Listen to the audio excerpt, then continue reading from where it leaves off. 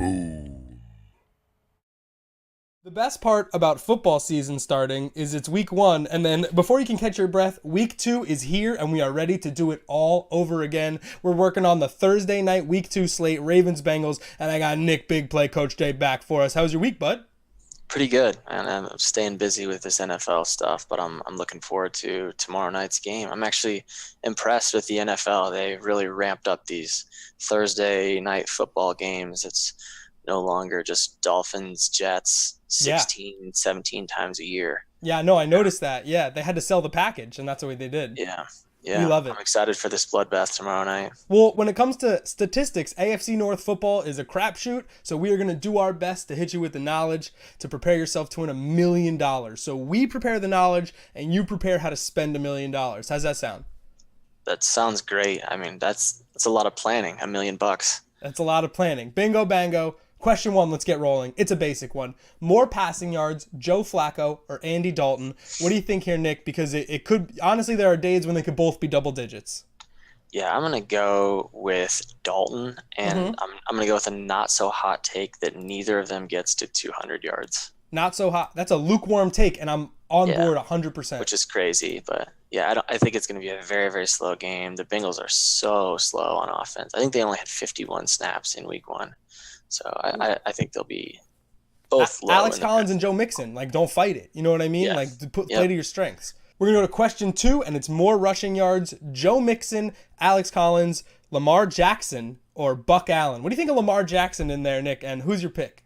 That's interesting. I was actually surprised by how much Lamar Jackson got to play in week 1. Obviously, it was a blowout, so he got a little more snaps than he probably was planning on getting, but I was still surprised. I'm not going to go with Lamar Jackson in this one.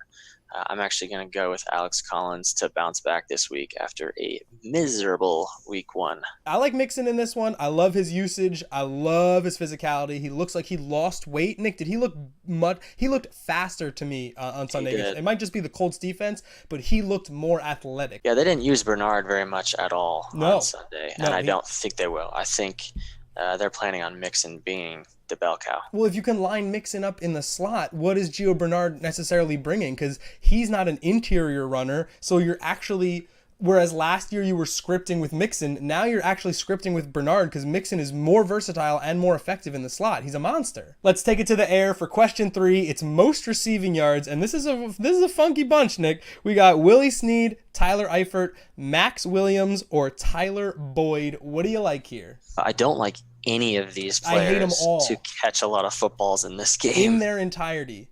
I think the first one to get to 20 yards is probably going to be the winner here. And I would probably lay odds it's going to be Boyd. I think the Bengals are going to be throwing it more.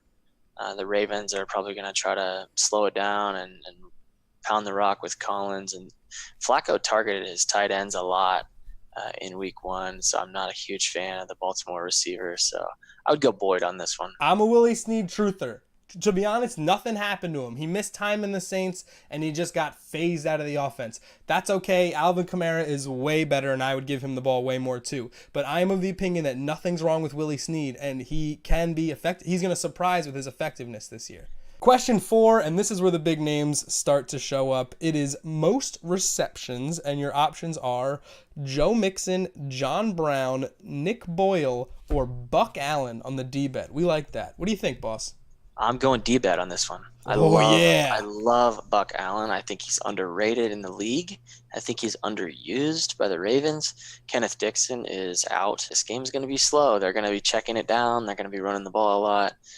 I think Buck Allen has actually a pretty good shot at winning this one.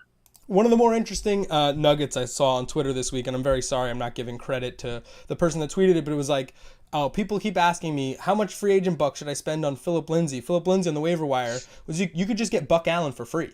Yep.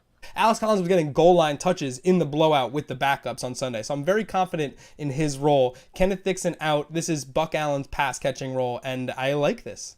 Question 5 is most total touchdowns. We got A.J. Green, Michael Crabtree, Willie Snead, and Tyler Kroft, Bengals backup tight end. What do you like here, Nick? You going to A.J. Green? We liked him for most touchdowns on Sunday, and he did us okay. Yeah, I'm sticking with AJ Green. I do like the Tyler Croft flashback to 2017 when he was like a touchdown god when Eifert first like stopped playing, but I don't like him in this game tomorrow. I do like AJ Green. I think he has the best odds here. Obviously, touchdowns are binary, and you're either going to get one or you're not going to get one. But I do like his matchup, and he's a monster. Got to go with the stars when the stars are in there. Little concerning to me that AJ Green was not the red zone fade target. John Ross was the red zone fade target. He had a beautiful speed move, by the way. He's going to be so crazy, but yeah, it looked good. He's going to be a problem. Anyway, I like AJ Green. The Ravens did allow some big plays, which they hadn't done last year, is what made them so good. So AJ Green has an ability to get over the top, but that's not what I like. I like Michael Crabtree as the red zone target, the back of the end zone, toe tap receiver that he is. It's very hard to put my trust in the combination of Joe Flacco and passing touchdowns. But Michael Crabtree is a guy who can make his quarterback look better, and I like him in this matchup. On to question 6, and this is where it gets a little weird. It's more passing touchdowns or made field goals. We have Joe Flacco, Andy Dalton, Justin Tucker, or Randy Bullock. We nailed this on Monday night with Greg Zerline, Nick, all over Big Z. But do you like yippee-ki-yay Justin Tucker in this matchup? I do. I'm sticking with the kickers. They have not let me down so far. I also kind of feel bad because I voted to get rid of kickers in my season-long fantasy league, and I want to show them some love.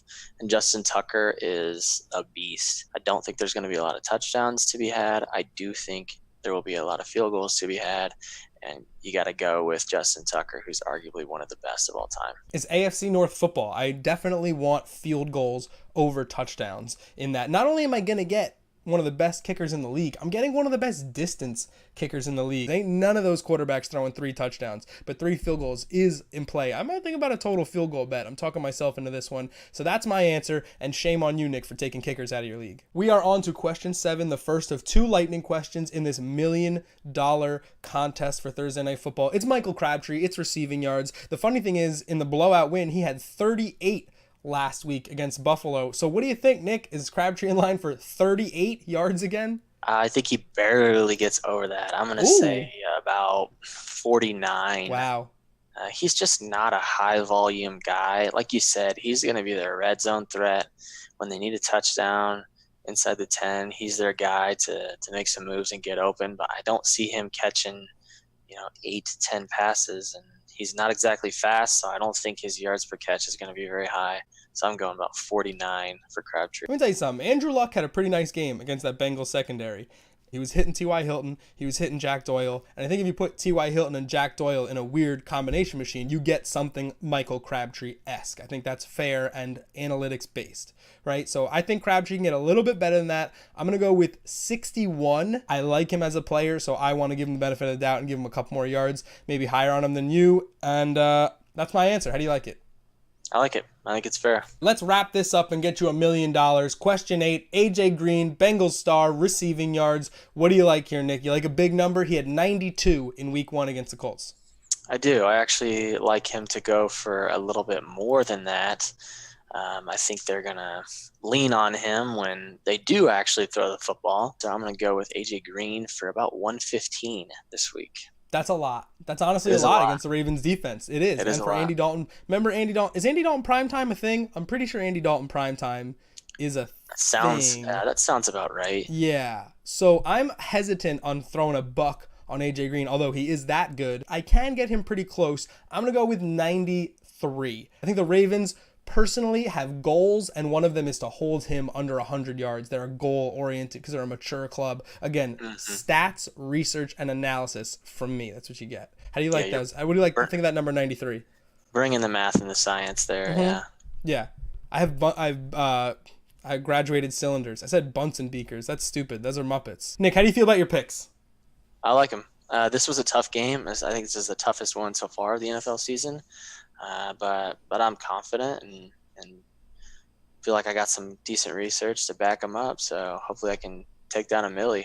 Yeah, if this were a Sunday game, I'm not sure I would play it because we got single game slates for every Sunday game over at Boom. But because it's Thursday, it's our only option. So I'm going deep and playing all my entries. I'm just kidding. I can't play. Write these picks down, cash out with us, and we'll see you later for our Sunday video. Say goodnight, Nick.